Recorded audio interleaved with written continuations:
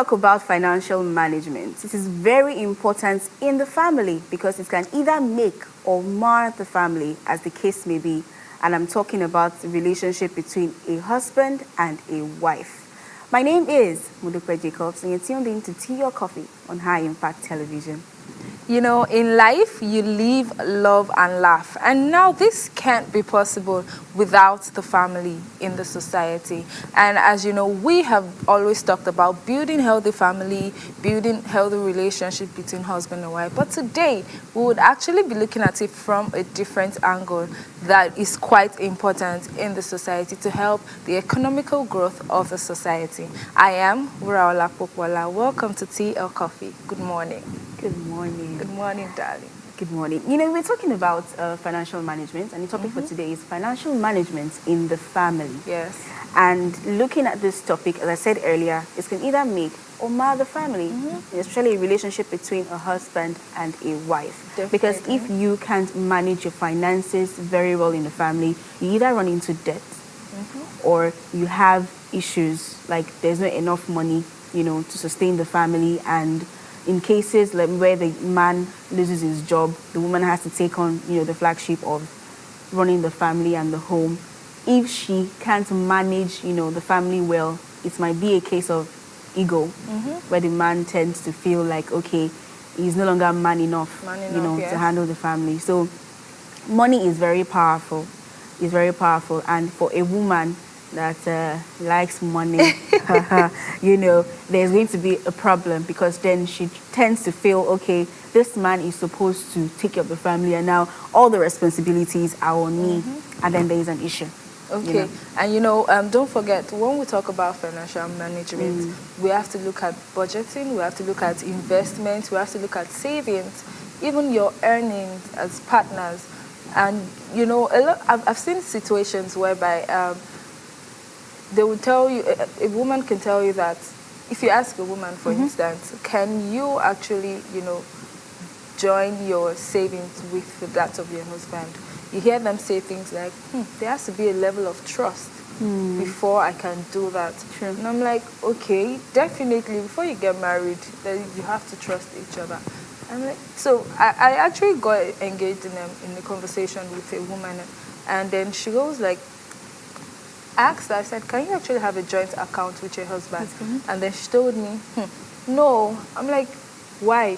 What if tomorrow he comes and tells me that he's not doing it again? How are we going to share the money? So I told her that it doesn't really matter. It depends on what you're joining your account for.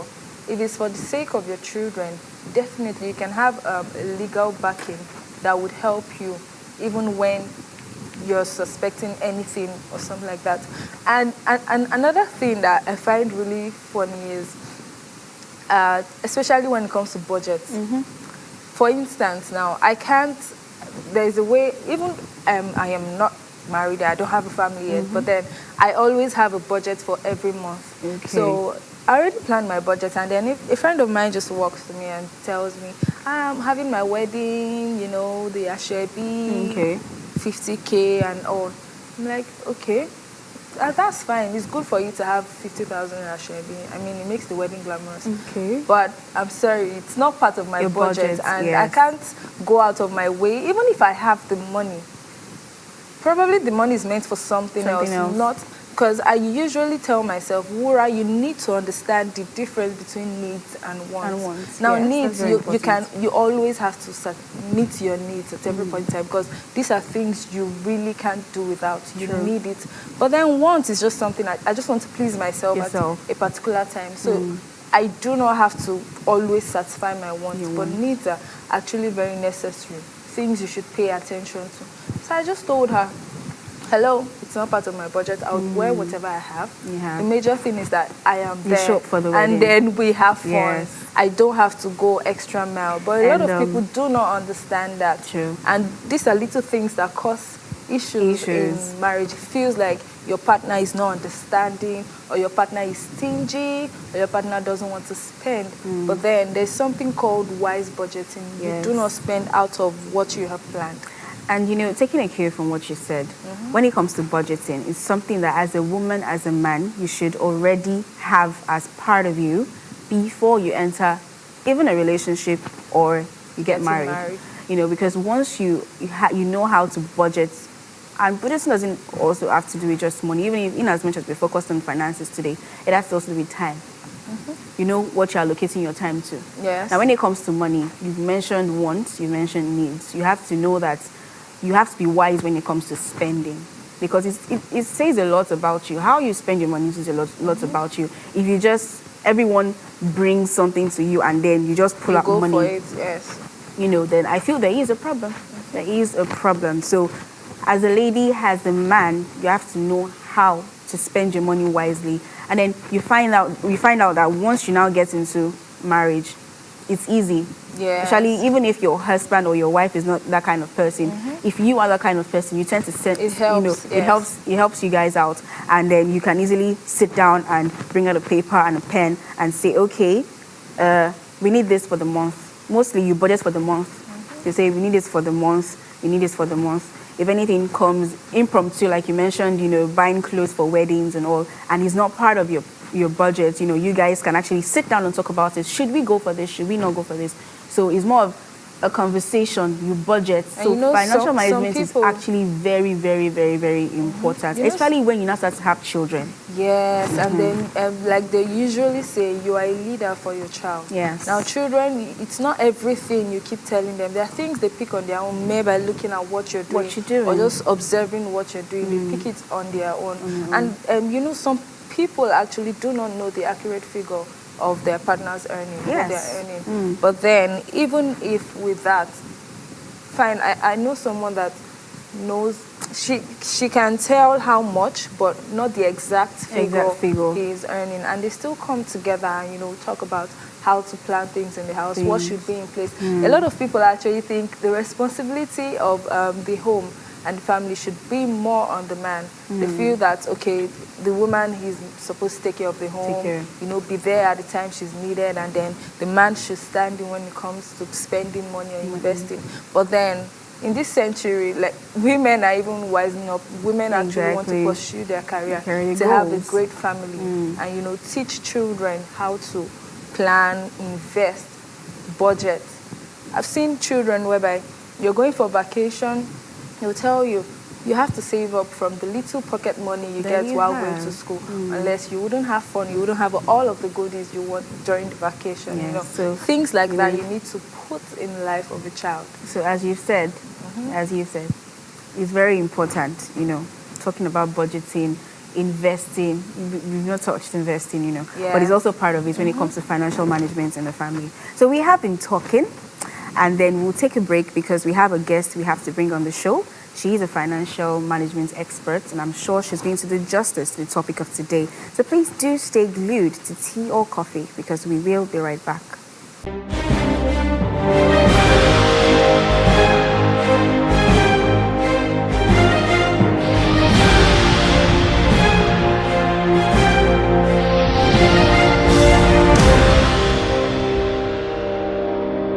Experience the excitement at High Impact Planet Amusement Park and Resort. Our state-of-art facility offers amazing outdoor rides, playhouses, indoor games, and dining facilities. Thrill your student with a lifetime memorable excursion trip. High Impact Planet. Fun just got real. Discover the magic, the thrill. Every sight is so close you can feel it. The excitement, the fear. Experience our cinemas at High Impact Planet, the place where fun just got real.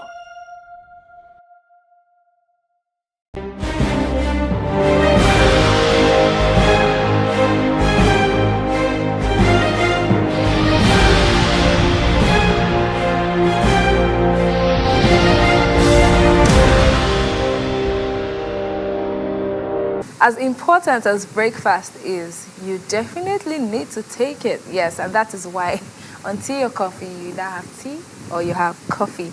Yes, welcome back from that short break. You still tea or coffee on High Impact Television. You know, before we went on break, we were talking about financial management. Yes. In family. So now we have an expert in the house. She goes by the name Stella Adedeji. She's a financial management expert, and she would be talking about financial management and everything you need to know. Is it right before getting married, planning your finance, or during marriage? Now do stay tuned because the show is about to begin. Good morning, Stella Adedeji. Welcome. Thank you for coming. Yes, okay, you know, before we talk about financial management in the family, we need to understand what financial management is all about first. So what is your own idea of financial management? Financial management, as the name implies, is a process in management. It's a management process, just like the name implies. The process entails planning, controlling, putting together strategy to be able to manage the funds that comes into the home from one time to the other. So financial management has to do with the source of finance, where we get the money from, and how we use the money to achieve our objectives and our goals, basically. So now that's financial management on its own. Now let's talk about the family. When it comes to the family, what's the idea behind financial management? The only thing we just need to add to that is that it will now be in the family. So the same way we do financial management in the corporate organizations is the same way that financial management is required in the home. So in the family, it's about how we are going to use the funds, the resources that are available to us to manage and plan the home so that the home will continue to stand and the objective of the family will be realized. Now, for example, if you, maybe somebody is getting married and they plan to have 2 kids, and maybe along the line, they didn't do financial management. What could happen is that you probably have 4 kids, and probably the resources they have will not be able to cater for it. So if they have not done the right planning, it will be difficult for them to manage those children through. So we need to do financial management in all things. Definitely, like you said, I agree with you on that. Okay, so what are the tips for healthy finance in the family? The basic tip for healthy finance is understanding. Because the partners involved have to come to terms to know that, okay, this is what is available to us. Say, for example, 200,000 naira per month. And the understanding of what they have is going to guide them through what they buy, how they spend the money, and then what they save for investment. Don't forget, we have 3 basic reasons why we spend money. And we have for transaction, that's transactionary motive. Then we have a speculative motive and precautionary motive. So these are different motives of saving money, and all of them are required at one time or the other. Say, for example, taking precautions when you are at work and they just give you a call, something happened to maybe your son or your daughter in school. There must be a mark for, you wouldn't spend what you took out to spend for the day, for that particular, and that might not even be enough for you to spend for that particular situation. So there must be precautionary motive of spending money. Then you keep some money that, immediately something happens, you take your ATM for that particular account, and then you go and draw from it.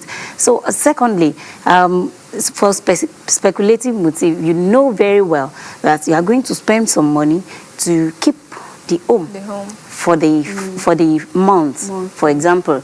So you do like a plan. You can do a 3-month plan, a 6-month plan, or a yearly plan. So all plans are acceptable. Likewise, one can do monthly plans. So when a mostly by mothers this time around, because when the wife is the one doing the planning, you can be sure that it's going to be much easier for the family. So the woman does a plan. So I've mentioned something. I've mentioned the reasons why we keep money for home, and then I'm talking about why we plan and what needs to be planned. Now, the wife who is in question, maybe after the agreement with the husband, would go to the market, bearing in mind the fact that, oh, we have to spend 50,000 naira on groceries, we have to spend so much on children wears, we have to, those plans are to be followed to the letter.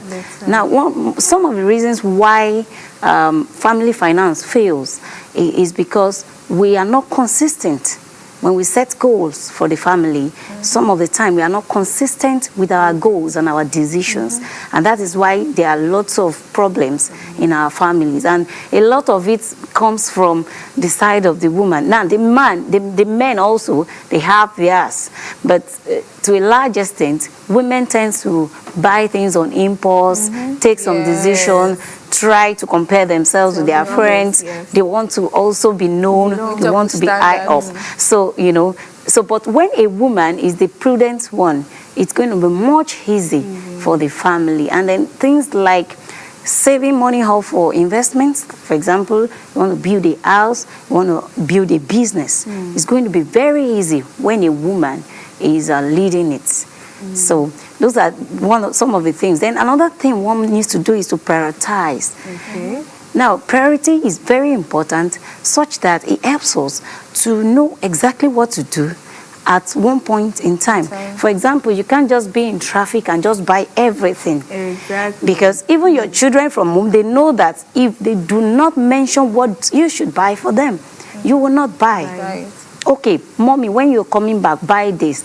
So when you know their need and then you have set a priority for it, you would have made a plan for it for the month. So you won't just come and then you just feel like buying. So because you will end up buying what you want rather than what you need. So, and what is paramount and very important in the family is that we have what we need at every point in time. So if you don't prioritize, it's going to cause a lot of rifts. And you know that point is actually very valid, because sometimes we tend to mention traffic.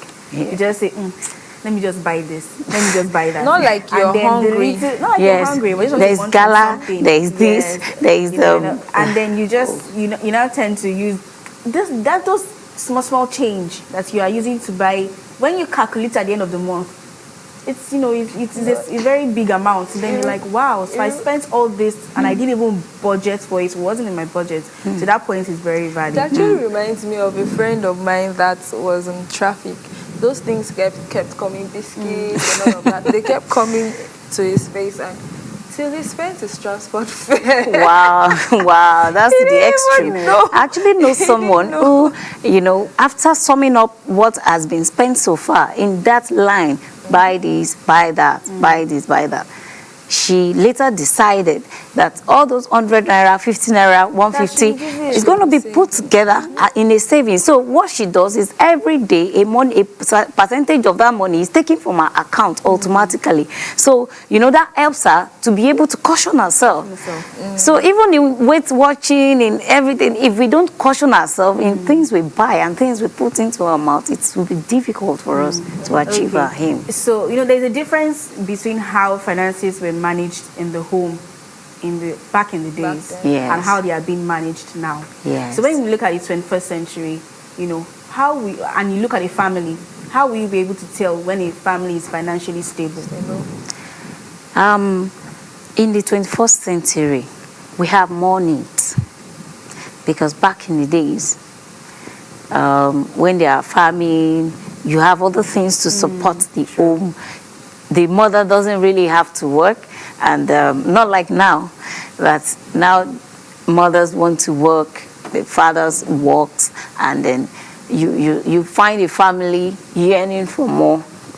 There's this desire to actually earn more, and it increases our taste for life. So what is critical for a family at this time, which is the 21st century, is to, like I said earlier, set a priority.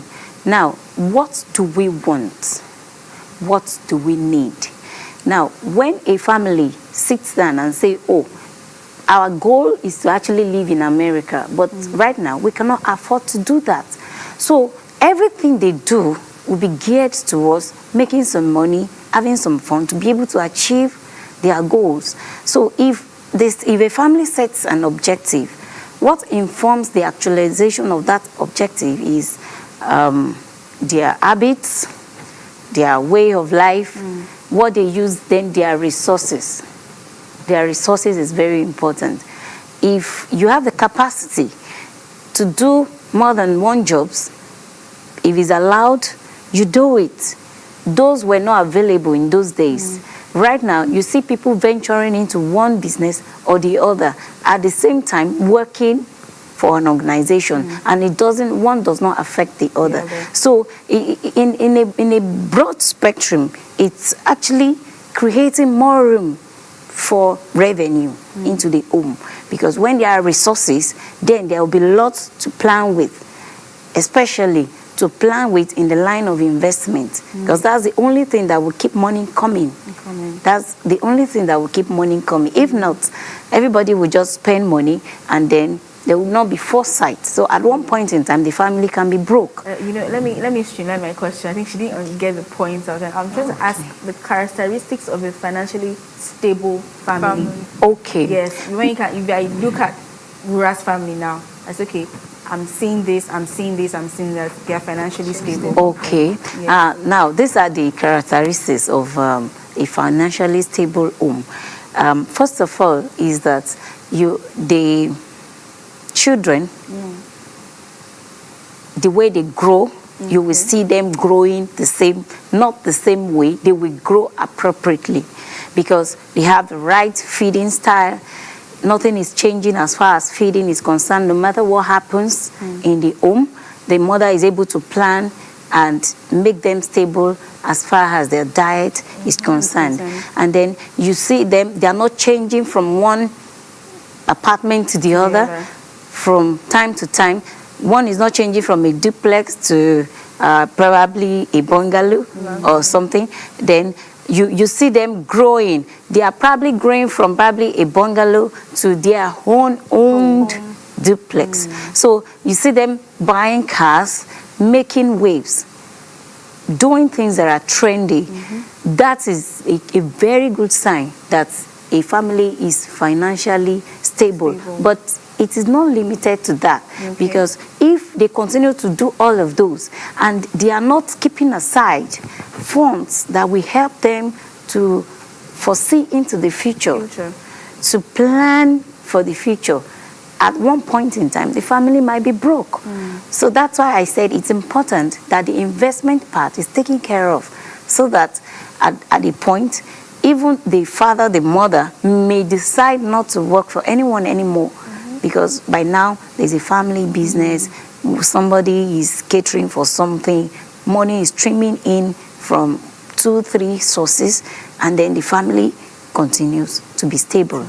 So those are the things that are required, or are the characteristics of a family that continues to be stable financially. Okay, the next angle I want to look at is something that is quite sensitive, and a lot of people have actually been involved in the argument of what I'm about to talk about. But then we need to go on a short break. When we come back, yes, if you think I'm keeping in suspense, yeah, that's what it is. When you come back, you get to know what I'm talking about exactly. So just stay tuned on Tea or Coffee, as we are still discussing financial management in the family. We'll be right back.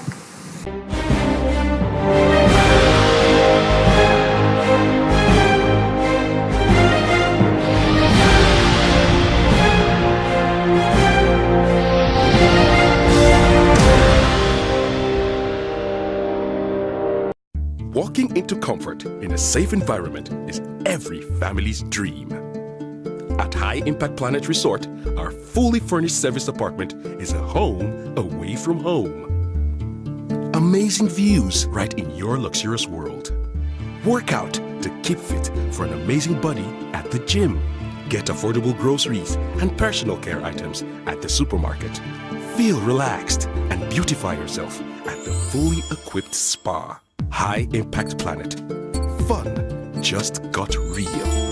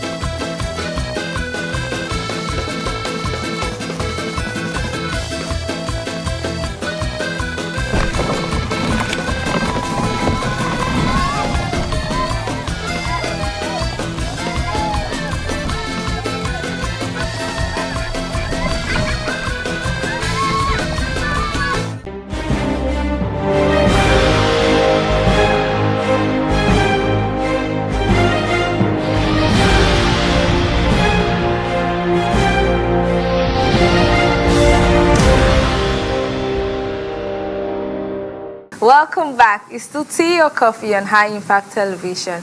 Of course, you probably guessed right or not, I don't know, but then, I was about to talk about joint accounts before we went on break.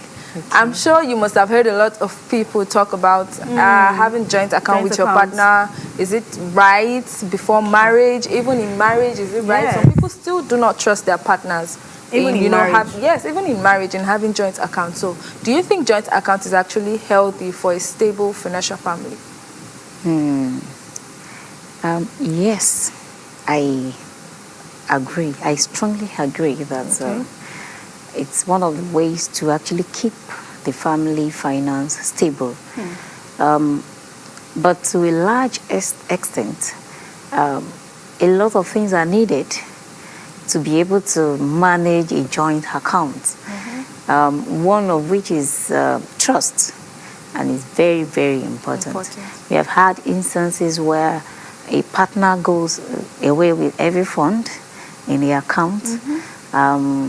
There are different types of signatory mandates on joint accounts. It could be that either to sign, so it means the husband can sign and then the wife can also sign. But in some cases, you have a situation where two of them signs for every fund to come out. In that case, it's okay. But now, come to think of it, if there is a misunderstanding between the husband and wife, and at that point in time they are not even communicating at all, and there is need for fund, probably to pay the children's school fees and every fund enters that account, what happens? How would they manage it? So it's always good that you know the mandate for your joint account. It's good to have a joint account because it fosters trust and love between the partners. But you can have a good mandate that allows everyone to access the account depending on the trust that the partner has for the other.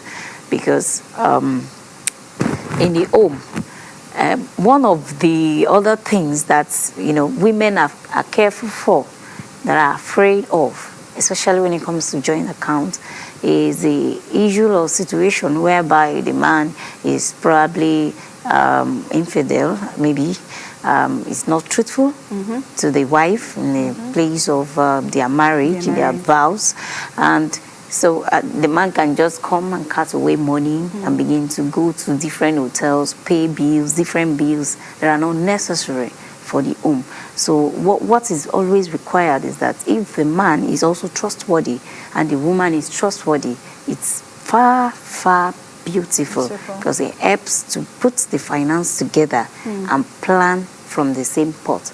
Nevertheless, it is good also that each partner keeps a private account for precautionary motive. Like I explained earlier, things can come up that will require the man or the woman to spend some money. outside that particular joint account money, because there must have been line items for things to be done with the money in the joint account. That helps the family to be able to say, oh, this is what we can come to. For example, if there is a need in the extended family of maybe the husband or the wife, that may not necessarily be a direct cost to the joint account. So at that point, the other partner begins to look at, oh, how else can I raise money for? Because it is extraordinary. I know you agree with me, it is extraordinary. Definitely. So if it's extraordinary, then it has to be catered for somewhere. But the bottom line is that when the wife knows what the husband earns, and the husband also knows what the wife earns, it becomes easy, because maybe what they now come to time with is, okay, guy, save up 100,000 in this account every month. How will save up 50,000 into this sorry account? To cut you. So sorry to cut you, but is it necessary for a man to know the amount his wife is earning, or for a wife to know the amount her husband And is actually, earning? to add to what you said, because I really like to relate most of my questions to experience. Okay. Because experience, they say, is the best teacher. Yeah. Now, I've seen situations whereby the woman got to know the exact amount her husband is earning, and then every time she goes way out of their budget, like, okay, a friend is having a party, she knows that she on her own cannot afford that amount, but then she thinks of her husband's income and earnings, like, oh, okay, this is salary, he can afford to remove it from salary once and pay for me. She kept on doing that, and at some point It affected the marriage. it affected the marriage. So how would you explain, like she said, how would you explain necessary? is it necessary for you to know the earning of your partner? Well, in my own opinion, Okay. I would really subscribe to the fact that the partner should know what is being earned. You know, that is just a situation. In some other situation, the wife would probably think the husband earns so much more, and then begin to bring burdens, different burdens from different angles. And the man at one point might begin to say, oh, guy, please, excuse me, pardon my language. It's fine. Might want to say, please, this is what I earn. You don't expect me to go to this extra mile. So please, can you just understand, and let's plan it together. So, because most of the time, it's the woman that causes this rift. Yes, it's the woman. And when the woman is the understanding type, it makes it much easier for the family. But if she doesn't know, and he does not know, they probably might be thinking, oh, he has one money somewhere, or she has some money somewhere. But when they know that everything that comes into this family is, say, 200,000, 300,000 per month, I'm just saying, it's easy for the family to now set priorities and say, oh, this is what we are going to be doing. Okay, this is what we will not do. Okay, there are certain things we'll cut off, you know, maybe things like, oh, Ashwebi, okay, we'll buy maybe once a month, or we will not buy at all. Some families set that priority not to buy at all, and they don't buy, irrespective of the need or the yearnings for it, except it is mostly important for them to actually do so. So it's for the partners to know, depends on their stance, their understanding level, and their trust level. But You know, as regards to joint accounts, to be on a safe side, can you have a joint account and then have separate accounts? Yes, that's why I said that you can, to be on the safe side, you can have a joint account that has a mandate for either to sign, and then you can have private account for other extraordinary expenses. That makes it better for the family. All right. In your own words, you mentioned that having a joint account could be healthy to make a stable family. Yes. Okay, so now what are the key things you need to put in place before having a joint account? Because I know you wouldn't just sleep and wake up and then you decide to have a joint account with your partner.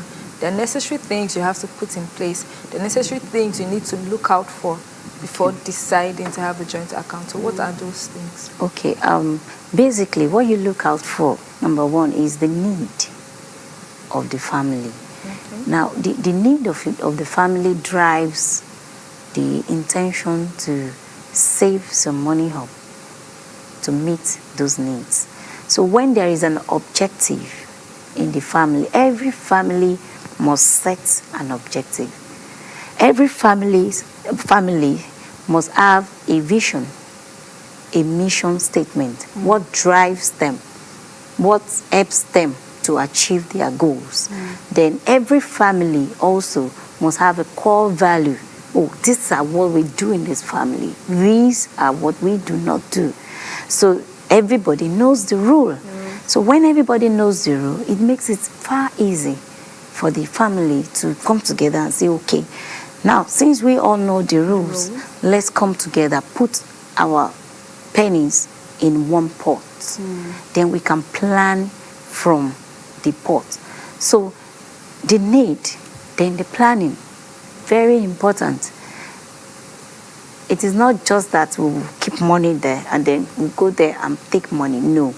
We will keep money in our joint account, and then we would have a tracker, a money tracker, like every month that helps us to track what we spend money on. And what we need to spend money on. So per month, there is always something that probably is different from the previous month that you need to spend money on. So that's where the wife, especially, because most of the time men are always up and doing, happy-go-lucky, but the woman is the one who sits down to set the objectives, the goals, the plan for the family, especially for the month. So whatever is not planned for, it would not be expended. I have met people, and there are situations where people are required to spend certain amount, even as minute as 5,000 naira. And the person says, oh, it's not in my plan for this month, so it has to come next month. That way you can manage your joint account better, because you know exactly what you're taking money for and what you are set to do at one point or the other. You know, when it comes to financial management, we talk about budgeting. There is investing, planning, saving. And when it comes to saving, let me focus on saving now. Okay. Should there be a ratio? Like the husband should bring 60%, the wife should bring 40%, you know, then save? Or should it be equal? Or what should be the ratio? Or should there even be a ratio at all? Well, depending on how the partners says it, there might be a ratio, and then depending on how the incomes come in, because it could be that the wife earns more or the husband earns more than the wife. So in a situation where the wife earns more, so she's going to give a bigger cut.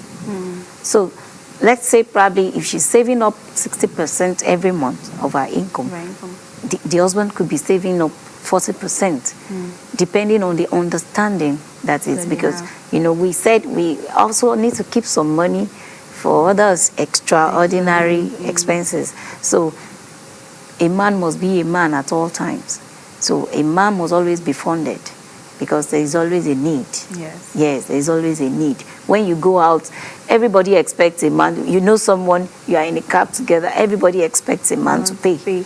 So, you know, there is always a need. And for the man, but women, sometimes there are avoidable expenses that we do, and you know, we just go away with it. You just, you know, before you know, it's something you should have paid money for. You probably go to the cinema to see a movie, and then you meet an old friend. You know, old friend is going to pay for you, and you know, so you're saving up your 2,000 naira or 2,500 naira that you would have used to buy your ticket.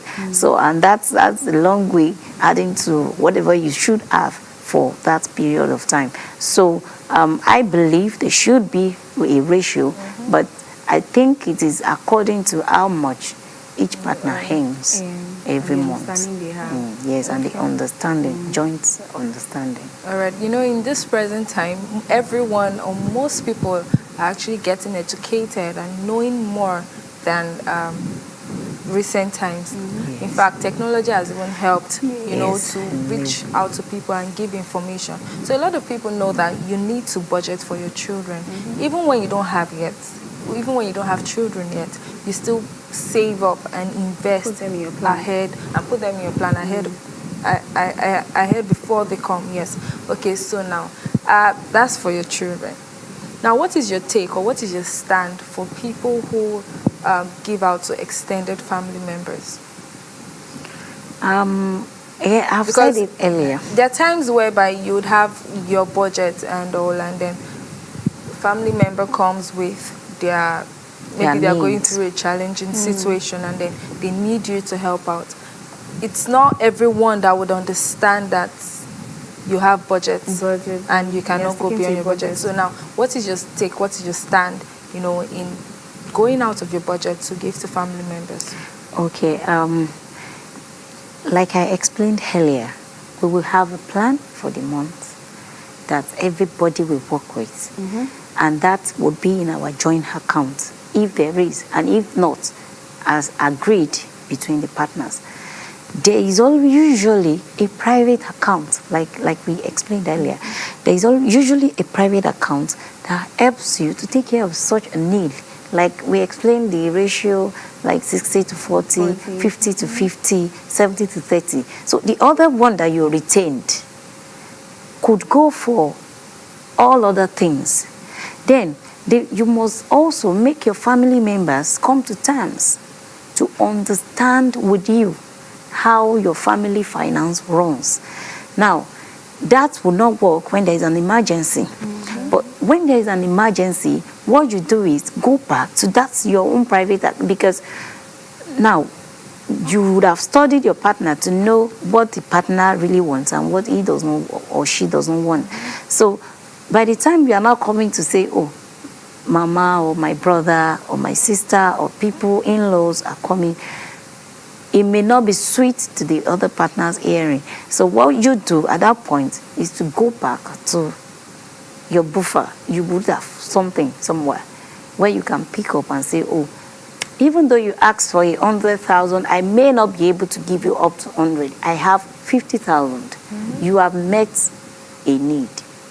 So, and it's according to your plan. So that is also still part of the plan. So at one point or the other, and even outside that, our family, like extended family members, are supposed to also be planned for. True. Say, for example, your mom, your dad, you are supposed to make a plan, say monthly plan, even as part of the joint account. To say, oh, we are sending this to daddy, to mommy, to daddy, to mommy, if the four of them are still around. And if all of them are not around, then the ones that are around, we have a particular amount that we send to them for upkeep every month. Outside that, the brothers will come. But those brothers and sisters are they are going to be taken care of from our extraordinary account, because they are not our primary. They are not a primary source of finance to us. They are not a primary source of expenses to us. So we need to look at that and then do that extensive plan and make an extraordinary provision to meet up that need. All right. When it comes to investments, there are different types of investments families can make, to help boost their financial status. So as a financial management expert, what type of investments would you advise a family to make that will help, boost their finances? There are lots of them. Depending on the engagement of the partners at one point or the other. Say, for example, someone who goes to work early in the morning, comes back late, is not physically available to be able to take up or be active in a particular business or investment. So what that person does is to take some money and invest in other ventures. There are 1,000,001 ventures that people, there's property that people invest in. In fact, you can take some, if you have, probably you have saved up a lot, you can take part of that money and go into a joint venture where you put in that sum of money, and at the end of every month or every year, it yields you a return. You can go into treasury buying bonds. There are lots of other investment outlets or inlets that you have that you can actually put in your fund into, that would from time to time generate some fund. But if we have a situation where maybe a partner is available to actually run a business, that way you can look for something. Maybe it's to go into a mini production of something, and then, you know, gradually begin to build it until it becomes a big venture, and then it becomes something that someone can retire with. I know a particular family that they resigned or disengaged themselves from corporate engagement, and decided to do a family business, and the business is thriving. So what is mostly important is the intention of the partners. Now, a spouse can say, oh, in the next 5 years, and that's why I said setting goals are important and objective. In the next 5 years, I want us to have our own brewery. I want us to have our own this. I want us to have our own that. Right. So it helps them to be able to say, okay, this is how we will save up for it, and this is how we'll go into. You will resign first and manage this business. I'll keep funding, and we'll keep managing it until it becomes a full-fledged venture. Okay. All right. You know, our time is actually running. So, but let's talk about, definitely steal your coffee. Feel free to take Yes. Okay. So let's talk about investment in the family. What kind of investment, what type of investment is suitable for children, to invest for your children? For children, even before you start having them. Even before you start having them, it's still properties. Okay. Yes. If, for example, there are lots of suburban areas that, you know, are just there, and, you know, you have cheap land that in the next 5 years, 10 years, they become big. So when you buy or acquire those kind of land, and if God helps you, you build them up to a stage. You probably build, you have other commercial buildings, shopping complex, you have a hotel, you have somewhere you can say, oh, this is for Charles, this is for Judith. That would take care of them. So when they are growing up, they know that when they have a need, it is not like I'm going to daddy, or they will come to daddy, but there is an account already that the inflow, the revenue from that investment is generating already, that pays their school fees and takes care of their trip abroad, their holidays, everything is taken care of, so that father, daddy and mommy can now take care of themselves. So most of the time it's good to put something like, okay, or you want to buy a mass of land and resell on their behalf, and profit generated is already kept somewhere, or even reused as another investment, because there are short-term investment and there are long-term investment that we can do for children. Thank you. Actually, I was going to tell you that before you mentioned the land, I was going to tell you that I prefer the land thing, because you can build the house finish. Imagine now this recent time we have newer designs, and then after building and spending it so much, your child will not go, is old school. I can't. Yes. No, they won't live there. It's just that you will use it to generate fund for them. Yeah. They won't be living in their house. They will just. Thank you so much, Stella. You've learned a lot. I have learned a lot. I know that I have to budget. I have to know how to budget, plan, save, invest, even before I get into marriage. I have to be prudent, because it will help a lot in my family. and I have to. I'm just thinking about a joint account, you know. Okay. I'm not a fan of it, but then I understand the stance you're coming from. It's actually important that you have a joint account, but you have your private accounts that you save, and then you plan for your children even before you start having them, and then you invest, make wise investments. You know, before now, I used to be a victim of thinking and judging that the man should have more responsibility in the house than the woman, because they like to say, I'm the head of the house, I'm the head of the house. So yeah, how would you prove that you're the head of the house? By taking up all of your responsibilities. So that has always been my mindset. And then whether I am earning more than you or you are earning more than me, I have learned today that make sure the ratio is balanced. It depends on what you're earning, depends on what you get as income, but still make sure that two of you come together, have an agreement, have an understanding, to save and invest into your future. Okay, thank you so much for coming. You're welcome. Yes, Thank you. and on behalf of High Impact TV. Thank you.